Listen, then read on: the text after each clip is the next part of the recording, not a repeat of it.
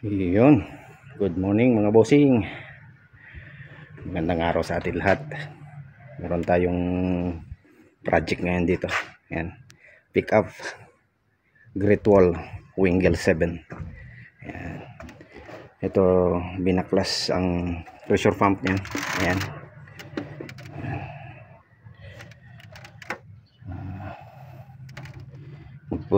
Magkakabit tayo ng timing belt. Ayan. Napapansin nyo, yan, baklas ang timing belt. Yung video natin ito para sa mga baguhan lang. Ayan, share ko po sa inyo kung paano ako mag timing itong ganitong makina. Ito hindi naman po kayo maliligaw dito sa sa pagta-timing. Ayan. Papansin nyo ito. Ayan. Ito lang timing yan. Ayan, bukit na yan. Sintro nyo dito sa timing point na. Tapos dito naman sa pressure pump, ayan, yung kunya, ayan, yung kunya, napapansin nyo, ayan, dito ko siya tinatapat, itong parang araw na to, itong butas na to, ayan, napapansin nyo yan, yung kanyang kunya. Ayan. Hindi ko lang alam sa diskarte ng iba, pero pag ako nagkakabit nito, diyan ko siya tinatapat yung kunya niya. Ayan, sa pinaka araw na yan. Ayan. Tapos dito naman sa kanyang camshaft, ayan, yung camshaft niyan merong butas dito. Ayan. Kuha lang kayo ng tutusok nyo doon kung napapansin nyo yung butas nito. Ayan. Ayan. Kuha lang kayo ng tusok dyan or alingkay, kagaya nito, alingkay. Yan. Yan. Yan. Yan lang ang timing yan. Ito. Yan. Sa mga baguhan pa lang nagmimekaniko sa ganitong klaseng makina, magpapalit kayo ng timing belt. Ngayon lang ang kanyang timing. Ito, isa dito sa kanyang crankshaft, dito yung sa camshaft nya, saka ito sa pressure pump. Ayan, yung kunya dito niya itapat, yung lagayan ng kunya dito sa araw na to, yung kanto na yan. Okay, so ngayon ikabit na natin ang timing belt nya, pati yung kanyang pressure pump, yung gear.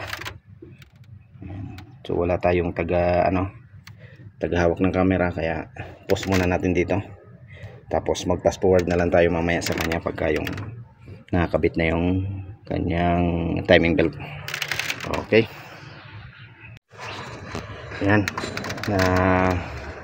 ikabit na natin ang kanyang timing belt, pero hindi pa siya mahigpit. Hindi pa natin nahigpitan itong tensioner nya. Ayan, ayan, mapansin nyo, ayan, may letter B dito.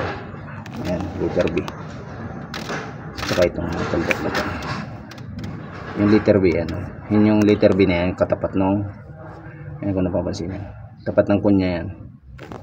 Ayan, dito, tapat na dito. Ayan. Yun lang yan sa pressure pump nya. Yan, sa ganyan yung sistema na ginagawa ko. Hindi ko lang alam sa iba kung meron pa silang ibang diskarte para dyan. Meron naman nagsasabi din sa akin na wala daw timing yan, pero sinunod ko lang itong kanyang dito. Yung lagi ang ginagawa ko pag nagpapalit ako ng timing belt or nagbabaklas itong pressure pump, itong sa diesel nya, saka ito nga. Ayan, so ayan, sakto na siya. Ito lang, itong guhit nito at saka ito dito sa timing point there, timing point na. Yan. So yun lang, ganito lang, napakasimple lang ng pagpapalit ng timing belt nya. Ito para sa mga baguhan na mekaniko, sana makatulong. Ayan.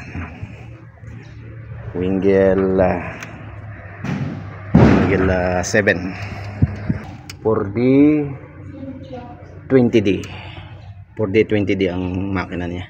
Ayan. 4D 20D.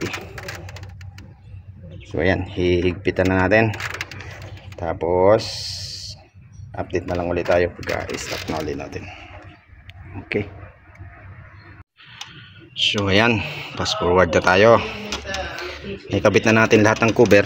Ayan, yung belt na lang dito ang ating ikakabit, tapos yung pan dito sa radiator nya. So ngayon, ito mga bossing, isa rin ba kayo sa biktima na nagtanggal ng ganitong belt, tapos nung ibabalik ninyo humaba or umiksi? Hindi na makuha hindi na maibalik sa dati kasi hindi nyo natandaan kung paano yung kanyang pagkakalagay. Yan, pare-parehas tayo na biktima ng ganito. Ngayon maglalagay tayo, tapos ayan, picturean natin kung paano yung kanyang pagkakabit. So wala tayong taga-hawak ng camera ngayon, kaya hindi ko may pakita kung paano natin ikabit, pero share ko pagka nakakabit na. Ayan, okay. So ayan na mga bossing, ikabit na natin. Ilalagay na lang natin dito sa tensioner. Ayan, nakabit na natin yung ating belt. Maraming napaprank nito, yung hindi hindi pinipicturean bago tanggalin, kaya pag kabit nila uli, tataka sila bakit humaba yung belt. Ayan o, tatansin yan, diretso dyan, galing dito sa steering pump. Dito tayo steering pump tayo mag-umpisa, diretso ng alternator, tapos dito sa tensioner nya, papunta dito sa yan, yung tawag dyan, yung bilog na yan, parang sa tensioner din nya. Yan, iikot siya dyan sa pulley na yan, diretso dito sa crankshaft pulley, papunta ng aircon compressor. Ayan, tapos ito sa pulley na uli na ito, tapos balik ulit dito sa steering pump. Ayan.